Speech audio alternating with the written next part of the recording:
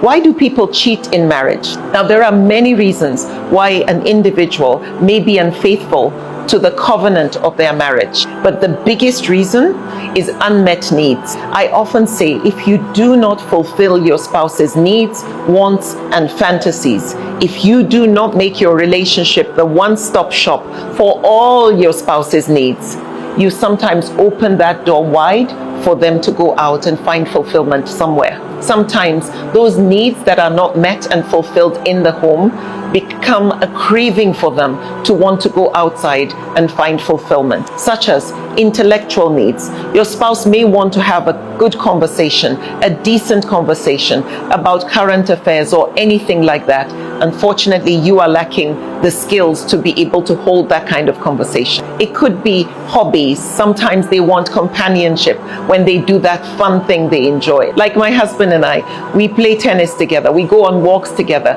we try to make sure we do things as a couple. Intimacy needs.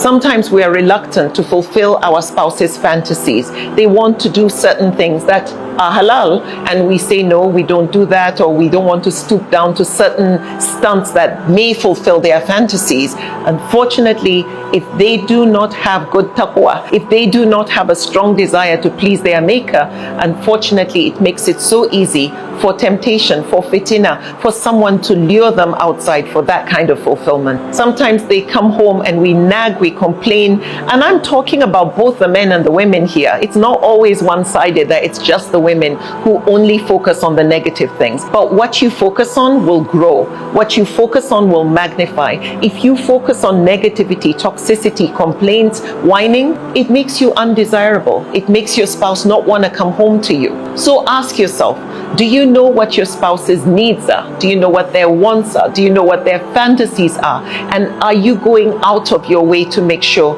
you fulfill each other's needs?